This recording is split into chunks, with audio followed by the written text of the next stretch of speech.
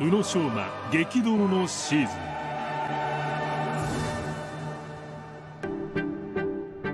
ン。2020年1月、今シーズンの試合どれ一つも欠けては今年が成り立たなかったシーズンだったなと思っていて、悪かった試合も良かった試合も全てあったからこそちゃんとまたフィギュアスケートに向き合うこともできましたし、今まで通りのレベルで戦うことができるように戻ったんじゃないかなと思います。宇野昌磨激動のシーズンを振り返る。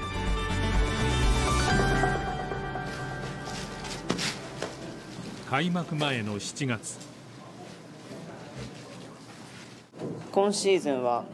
そのメインコーチとなるところを慌てて決めるつもりはないので、僕一人で今シーズンやっていくんじゃないかなと思います。5歳の頃から指導を受けてきた恩師山田真知子コーチと樋口美穂子コーチの下を離れ、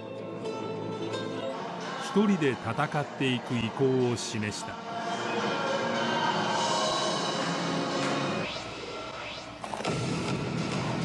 大きく変わったのはプログラム作り。競技人生で初めて2人の世界的振付師に依頼。これはシェイリーン・ボーンと8月に行った振付練習の模様。慣れない環境に戸惑いながらもプログラムを作り上げていく。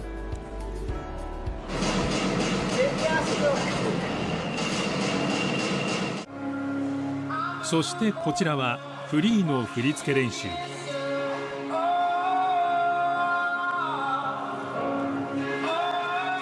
実は今シーズン、自身の代名詞であるクリムキンイーグルを2シーズンぶりに復活させていた。そのいきさつについて宇野は昨シーズンのプログラムに入ってなかったのは、あれ本当に点数にならないんですよね。だからこそ昨シーズン抜いていて、やっぱり勝つために必要なものだけを取り入れているっていうのが去年のモットーだったんですよ。でも、今は心機一転して自分のやりたいことをやるっていうので、振り付けてくれた方もクリムキンイーグルっていうのが僕の持ってる、武器じゃないですけど、宇野昌磨っていうのを表現するときにイーグルが必要だって2人ともが思ってくれたのかなと思います。新たなプログラムとともに歩み始めたシーズン。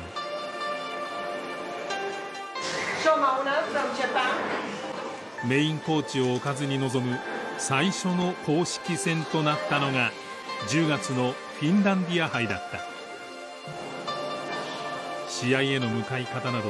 心技体、その全てを自分自身でコントロールしなくてはならない。それでも得意の4回転フリップやクリムキンイーグルで観客を魅了。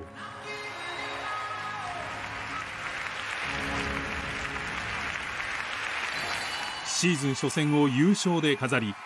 たった一人での戦いは順調なスタートを切った。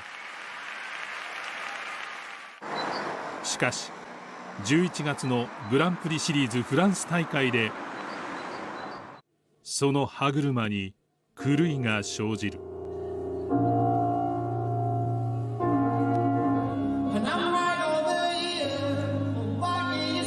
4回転トーループ、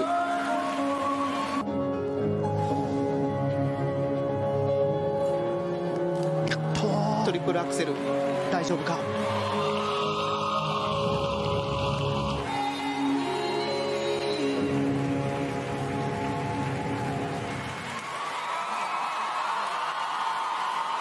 日の丸と宇野昌磨の横断幕が場内には揺れています。演技後、一人で座ったキス&クライ。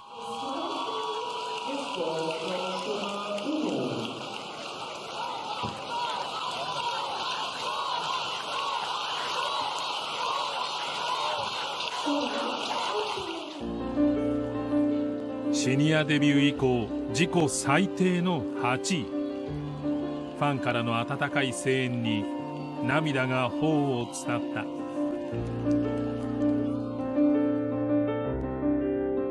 一夜明けてのインタビュー、明かしてくれた心の内は意外なものだった。ご自身がもし客観的に見てコーチだとして、今の宇野昌磨選手になんて声をかけてたと思いますか？そうですね、僕だったらいやあれですね、とりあえず慰めなきゃって思いますよね。あんな演技したら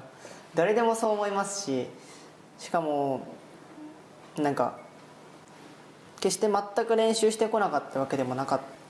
た上でのこのショートフリートの演技だったので、なんかスケートっていうものが嫌になるんじゃないかなって、多分傍から見たらみんなそうだったと思います。ただ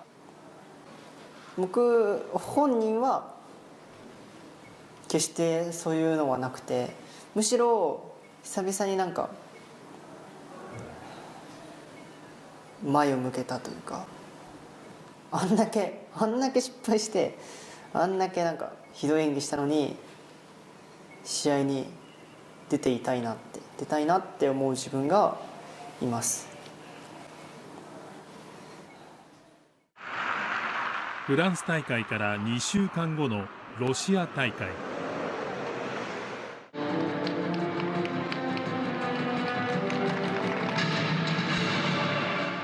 リンクサイドから宇野を見守っていたのは元世界王者ステファン・ランビエールだった。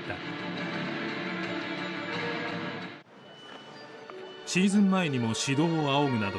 これまで宇野がたびたび頼ってきた存在。再起を図るためフランス大会直後、ランビエールの拠点であるスイスに渡り調整。この大会にも帯同してもらった。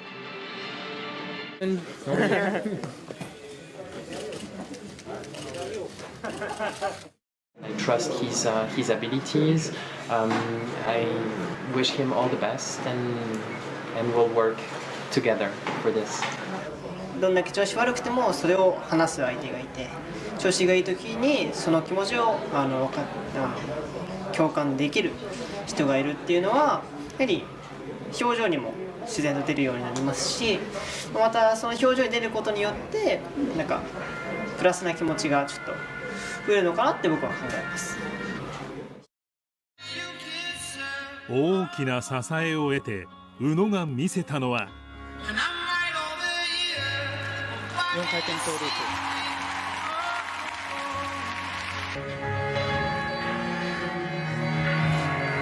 プ、トリプルアクセル、シングルオイラー、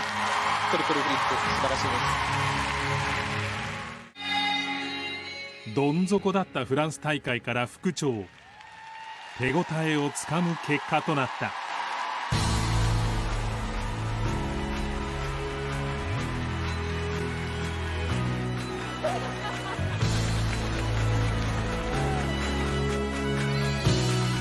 12月の全日本選手権では4連覇を達成。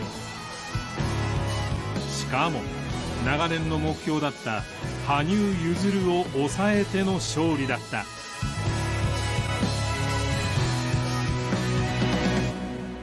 羽生選手の実力っていうのはあんなものではないっていうのももちろん分かっていますけど、やはり僕にとって同じ大会に出て羽生選手より上に行ってみたい、行きたいっていう気持ちが唯一それだけは思っていたことだったので、本当に僕の気持ちに素直に答えますと本当に嬉しかったですね、それは。そして1月、自身のホームページを更新。正式に新コーチとしてランビエールに指導をしてもらうこととなったと報告した。年明け早々から始まっていたオーストリア合宿。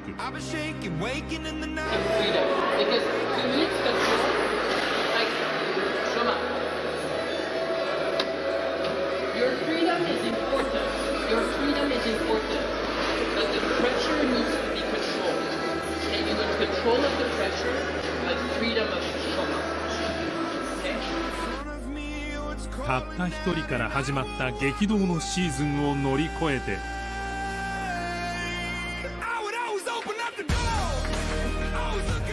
新たなコーチと共に宇野はフィギュアスケートと向き合っていく。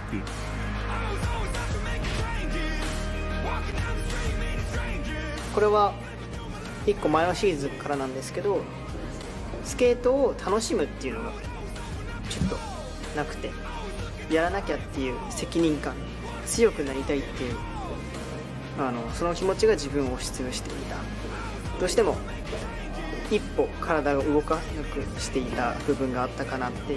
いうのもありますし、辛い中で楽しさを見つけながら、試合でも楽しさを見つけながら僕はやっていけばいいんじゃないかなっていうところに気づけて、毎日が少しずつ楽になっていって、